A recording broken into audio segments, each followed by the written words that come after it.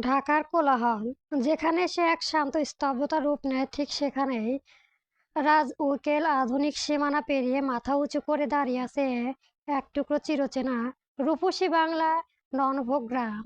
উত্তরা সুউচ্চ দালান কোঠার দিয়াবাড়ির মেট্রো রেলে যান্ত্রিক আওয়াজকে পেছনে ফেলে মাত্র কয়েক কদম পেরুলেই নন ভেগে সেই আদিম রূপ চোখে পড়ে, যেখানে কংক্রিটের ভিউ সকালটা কাটে পাখির ডাকে যেন। লোকালয়ে এক কোণে যেখানে আগে ছিল সাধারণ টিনের ঘর, আর সেখানে একতলা বাড়ি দেখা যাচ্ছে। ইরাত সামনে গিয়ে এগিয়ে গিয়ে বাড়ির কলিং বেল বাজতেও পাশ থেকে দরজা খুলে দিল এক মহিলা। শায়লা বেগম। ইরাদের দেখে বেশ চমকালো, এত বছর বাদে এখানে আসলো কেন? নিজেকে সামলে বলে উঠল, কে আপনি? কি চাই এখানে? ইরাদ সূক্ষ্ম হেসে বলল, নাটক করেছেন, ভেতরে যেতে দিন, কিছু কথা আছে, বলেই চলে যাব। বাইরে থেকে হুদাই তামাশা করে না বলে আমার না আপনার সম্মানই যাবে। শায়লা তাড়াতাড়ি দরজা থেকে সরে গিয়ে বলল, ভেতরে আসো। ইরাদ ভেতরে গিয়ে বসার রুমে বসতে পাশের রুম থেকে কিছুটা বয়স্ক লোক, শায়লা বেগমের স্বামী তামাল সওদাগর, বেরিয়ে এসে সোফায় বসে সামনে তাকাতে কিছুটা স্থির হলো। ইরাদ দুজনে দিকে তাকিয়ে বলো, ফারিসা কোথায় মামি? তামাল বইয়ের দিকে তাকিয়ে ইরাদকে বলল, এত বছর বাদে কেন কোনো আনন্দ এলো শুনি? তার উপর বইয়ের খোঁজ করেছো? সে তো সেই বছরে এ বাড়ি থেকেই পালিয়ে চলে গেছে। কোথায় গেছে খোঁজ নিয়েছে কখনো? আমার বউ হওয়ার আগে সে তো আপনার রক্তে, তাহলে খোঁজ নিয়েছেন কি তার? সে কোথায় গেছে? ইরাদের কথা শায়লা মুখ বাঁকিয়ে স্বামীর পাশে বসতে বসতে বলল, সে খোঁজ আমরা রেখে কি করব? তাকে কি আমার তাড়িয়ে দিয়েছি যে সে চলে যাবে? দেখো, হয়তো কোনো পোলার সাথে ভেগে গেছে। ইরাদ সোফার সাথে হেলান দিয়ে পায়ের ওপর পা তুলে বলল, সেই দিন আমার সাথে বাজে ব্যবহার করার জন্য ফারিসার ও উস্কলি ছিল কে মামি? শায়লা থমথম খেয়ে বলল, ও কি বাচ্চা যে আমরা শিখিয়ে দেব? এত বছর বাদে এসেছিল ভদ্রলোকের মতো, বসো, চা পানি খাও, বিদায় হও। বলে রান্নাঘরের দিকে যেতে লাগলো। ইরাদের কথা থেমে যায়।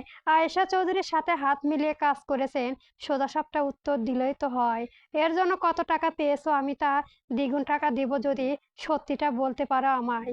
ইরাদ গম্ভীর কণ্ঠে বলল, টাকার কথা শুনতে শায়লা আর চোখে স্বামী প্রাণে তাকাতেই তামাক ইরাদকে বলল, টাকার লোভ দেখাচ্ছ? আমাদের টাকার লোভ দেখিয়ে লাভ নেই, চলে যাও এখান থেকে। যা চাইবেন তাই দেব বলুন। ফারিসাকে খুঁজে পাবে কি না জানি না, কিন্তু বলতে তো অসুবিধা নেই এখন। ইরাদের কথায় তামার সোজা বলল, তোমার দাদি মোটা অঙ্কের টাকা দিয়েছিল, আমরা গরিব ছিলাম বলে টাকা দিয়েছিল, আর বলেছিল তোমার জীবন থেকে ফারিসাকে সরে যেতে। আমরাই বা কি করতাম, বড়লোক মানুষ তোমরা, জোর করে তো আর কারো সংসারে দেওয়া যায় না।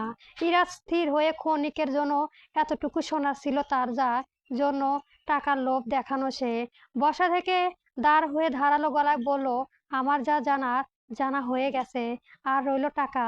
আপনাদের টাকা দেওয়ার প্রশ্নই আসে না। আপনাদের মতো মানুষই সামান্য টাকার জন্য একটা মানুষের সংসার শেষ করে দেয়। কেন করে না এই কাজ? আপনি কি জানেন একটা সংসার ভাঙার কত বড় পাপ কাজ? এর ফল আমি না দিলেও ওপরওয়ালা কিন্তু চুপ থাকবে না। আপনাদের চেহারা আর ভুলেও দেখতে চায় না। প্রয়োজন ছিল জন্য এসেছি, নয়তো ভুলেও আসতাম না।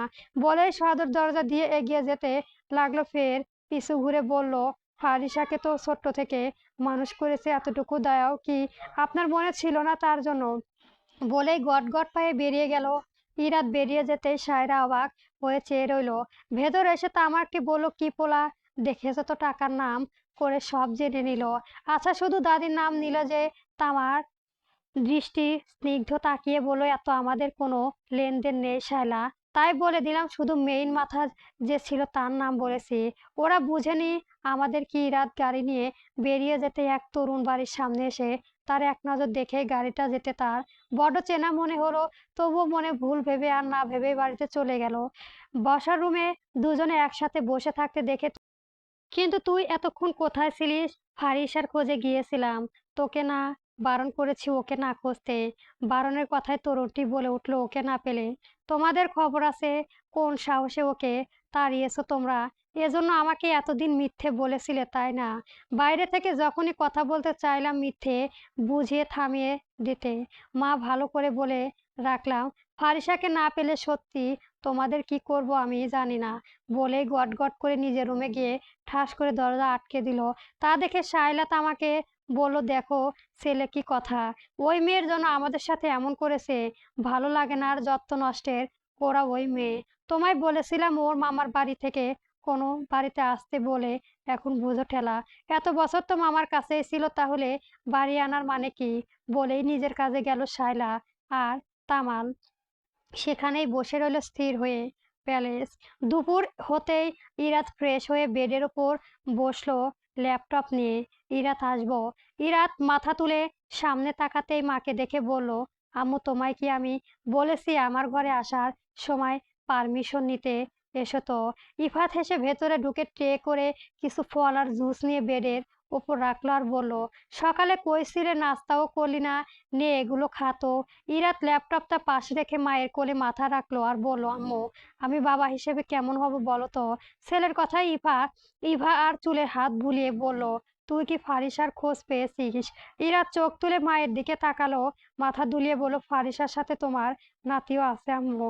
ইভা স্থির দৃষ্টিতে তাকিয়ে বলল, এবার মিটমাট করে নে বাবা, এমন করে তো আর জীবন চলে না। সিদ্ধান্ত নে হয় তাদেরকে মেনে নে, নয়তো ছেড়ে দে। হুঁ, ছাড়ার প্রশ্নই আসে না। আমি শীঘ্রই ওকে নিয়ে আসবো। ইভা ছেলের কপালে হাত রেখে আনতে চিহ্নিত গলায় বলল, কি রে তোর পাগল কপাল গরম কেন? বলেই গলা হাত দিয়ে বুঝলো জ্বর এসেছে। ইভা হতাশ সুরে বলল, সর্বোত্তম দেশে ফিরেছিস, এত শাওয়ার নিলে হয় জ্বর এসেছে দেখেছো? তুই বস, আমি মেডিসিন আনছি। আমুর পর কখনো ক্ষতি করে না, ক্ষতি নিজের লোকেরাই করে। কিন্তু কেন আম্মু? ছেলের এমন প্রশ্ন ইভান কয়েক সেকেন্ডে চুপ থেকে বলল, হঠাৎ এমন কথা বলেছিস কেন ইরাত? ইরাত সূক্ষ্ম হাসলো প্রসঙ্গ বদলাতেই বলল, আচ্ছা আম্মু, একজন সন্তানের কাছে বাবা বেশি দরকার না মা?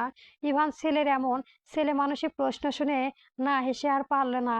শোনো, শোন, সন্তানের জন্য দুজনেই দরকার, ঠিক যেমন একজন মানুষ এক পায়ে চলতে পারে না দু পা ছাড়া। যারা এক পায়ে চলে তারাই বোঝে দুনিয়ার কত কঠিন। তেমনি একটা সমাজে বাবা ছাড়া একটা মায়ের একা পক্ষে সন্তান নিয়ে চলা খুব কঠিন। তবে আমার মনে হয় মায়েরা একটু অন্যরকম হয়। কেন জানিস? ইরাত মায়ের মুখপানে চেয়ে থাকলে ইভা নরম গলায় বলল, মায়েরা কষ্ট হলে চেয়েও সন্তানের জন্য ভাবে, নিজে না খেয়েও সন্তানের জন্য রাখে, তা বরাবরই তাই করে। কিন্তু তাদের ক্ষেত্রে একটু ব্যতিক্রম, কারণ তারা একা হাতে সন্তান সামলাতে হিমশিম খায়। মেয়েদের মতো ধৈর্য খুব কম পুরুষেরই হয়। ইরাত কিছু একটা ভেবে বেড থেকে নেমে উঠে দাঁড়ালো, তা দেখে ইভানও উঠতে উঠতে বলল, এগুলো খেতে থাক, আমি মেডিসিন নিয়ে আসি। আচ্ছা একটা কথা বল, তুই একই শার্ট এত কিনেছিস কেন? এটা আমার পছন্দ আম্মু, আমার সেই কালার বেশি পছন্দ যেগুলো আমি এক এক অধিক করে কিনে থাকি। ইরাত হাতে ঘড়ি পড়তে পড়তে তাড়াহুড়া করে বেরিয়ে যেতে যেতে বলল, আম্মু আমি এসে খাবার খাবো, খাবো তুমি রেখে দিও। বলে বেরিয়ে গেল। ইভা পিছন থেকে জোরে বলে উঠল, কোথায় যাস এ সময় আবার? মেডিসিন তো খেয়ে যা। কিন্তু কে শোনে কার কথা? ইরাত দ্রুত গাড়ি নিয়ে বেরিয়ে গেল। ইভান ছেলে যাওয়ার প্রাণে তাকিয়ে রইল। রুম থেকে বের হতেই ইমদাদুল এগিয়ে এসে বলল, ছেলে এত কোথায় যাচ্ছে? খবর রেখেছো তুমি?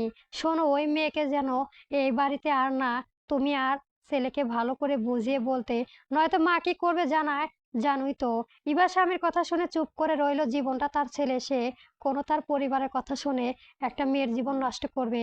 যা হয়েছে হয়েছে, এবার সব ঠিক করে ফেলা উচিত, তাতে পরিবারে যদি ঝড় উঠে উঠুক। ইভান স্বামীর কথায় উত্তর দিল না, নিচতলায় চলে গেল। শেষে সন্ধ্যায় নামলো বলে কি, অথচ একটা ডাক্তারও দেখা মেলেনি। ফারিসা দুপুর অবধিও বাড়িতে জলপটি দিয়েছে, মাথায় পানি দিয়েছে, মেডিসিন খাইয়েছে, অথচ তার জ্বর কমার নাম গন্ধ নেই।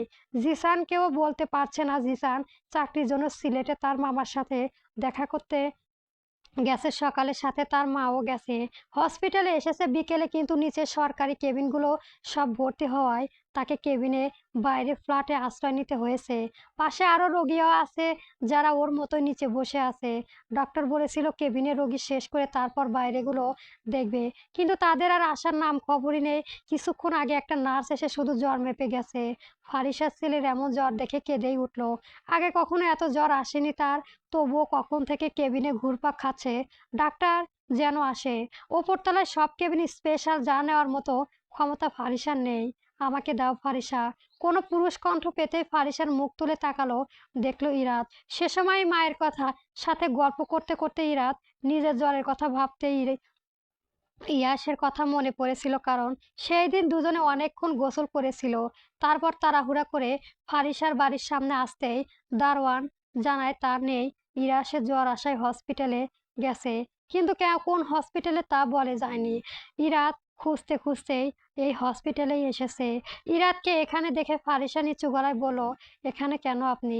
ইরাত হাঁটু গেজে নিচে ঝুঁকে এসে ফারিসাকে কোলে থেকে ইয়াস নিতে নিতে বলল, তা পরে বলা যাবে, আগে ইয়াসকে দাও, ও চিকিৎসার দরকার। বলে কোলে তুলে নিল। ফারিসা কিছু বলল না, ছেলের সুস্থতা তার আগে দরকার। ইরাদের পিছু পিছু ফারিসা আর তুবাও ছুটল। উপর তলা কেবিনে গিয়ে একটা কেবিনের সামনে ঢুকে গেল। নার্স বলে উঠল, ডাক্তার দেখিয়েছে আগে? ইরাত লালিত চোখে তাকিয়ে ঝাঁঝরা গলা বলে, এই হসপিটালে শিশু চিকিৎসা যে আছে তাকে দ্রুত ডাকুন। আমার ছেলে কিছু হলে আপনাদের কাউকে ছাড়বো না বলে দিলাম। বলে কেবিনে ঢুকে পড়লো আর নার্স দ্রুত ডাক্তার ডাকতে গেল। কয়েক মিনিট পর ডাক্তার এসে চেক আপ করে গেল। ইরাদ এর মাঝে তিহানকে ফোন দিয়েছিল তার ভাইকে আসার জন্য অন্য ডাক্তার দেখাতে। তার ভয় হলো যদি ভালো চিকিৎসা না করে, কিন্তু তিহান জানায় সেটা তো আর নিজের ভাই না, এক দূর সম্পর্কে বড় ভাই বলা যায়। তারপরও সে নেই, ছুটিতে গেছে। তাই ইরাত আর কিছু বলল না। রাত হলে ইরাত নিজেই হাওয়া ছেলেকে কোলে তুলে বেডের উপর শুয়ে আছে, সাথে নিজেও। তার বুকের উপর ছেলে মাথা রাখলো। ইরাস বাম হাতটা তার ডান বুকে উপর রেখে দিয়েছে। ছেলের গায়ে গরম আজ যেন তার শরীরেও আছড়ে পড়েছে। ইরাত ব্যথাতর চোখে সে বাম হাতটা দিয়ে তাকালো একবার। কিছুক্ষণ আগে এক ডাক্তার এসে ক্যানোলা পরিয়ে গেছে। এতক্ষণ ক্যানোলা পরাতে ডাক্তারও ঘেমে যেন একাকার। ইরাত একবার যে ধমকিয়েছিল তা ছেলে যেন ব্যথায় না লাগে, তাই ডাক্তার অবধি কষ্টে ক্যানোলা পরিয়েছে আর বলেছে শরীর দুর্বল হয়ে গেছে জ্বরের জন্য। ইয়াসের নিস্তব্ধতা তার কাছে যেন বিষাদ মনে হচ্ছে। এতক্ষণ সুস্থ থাকলে বোধহয় মিলাতো বলে পাগল হয়ে তা ভাবতে ইরাত কিছু চাপা স্বরে হেসে উঠল। নিজের বা হাতটা ছেলের মাথায় দিয়ে আসতে বলে বিলি কেটে দিতে লাগলো। ইরার জলে চেপে চোখ দুটো বন্ধ করে রেখেছে। একদমই হুঁশ নেই তার। ছেলেকে দেখে আজ বড্ড মায়া লাগাল তার। কপালে আলতো করে নিজের ঠোঁট জোড়া ছুঁয়ে দিল ইরাত। তার ছেলের নিষ্পাপ মুখের দিকে চেয়ে আনমনে গুনগুনিয়ে গেয়ে উঠল, বুকে কোথায় তোকে রাখি বল না মায়া পাখিটা আমার, শুধু বল না। ছেলের কেননা দেওয়ার হাতে তালুর পাশে আস্তে ধীরে নিজের আঙুল বুলিয়ে দিল। ছেলের ব্যথা লেগে সে ঠিকই কতটা ভাবতে তার গলা শুকিয়ে গেল। বুকের মাঝে আরেকটু শক্ত করে ছেলের মাথা চেপে ধরলো। আগলে রাখলো ঠিক যত্ন করে। আগলে রাখবো ঠিক যত্ন করে, ফুলের টোকাও লাগতে দেব না। বাড়িতে কেউ নেই জন্য তুবাকে পাঠিয়ে দিয়েছে আর বলেছে রাতের জন্য যেন খাবার নিয়ে আসে। তাকে বিদায় দিয়ে ছেলের কেবিনের সামনে এসে দাঁড় হলো ফারিসা। দরজার পাশ থেকে উকি মেরে দুজনে দেখে এক নজর টলমল চোখে চেয়ে রইল শুধু। দূর হতে জানালায় ফাঁক দিয়ে চাঁদের আলো এসে পড়েছে যেন বাবা ছেলের গায়ে। ফারিসার গাল বেয়ে পানি পড়তে লাগলো। ভেতরে যাবে কিনা ভেবে পেল না ছেলের জন্য, তবুও ভেতরে ধীরে পায়ে এগিয়ে গেল। ভেতরে পা রাখতে কানে ভেসে এলো এক মিষ্টি আওয়াজের, বুকে কোথায় তোকে রাখি বল না মায়া পাখিটাই আমার, বল বল না।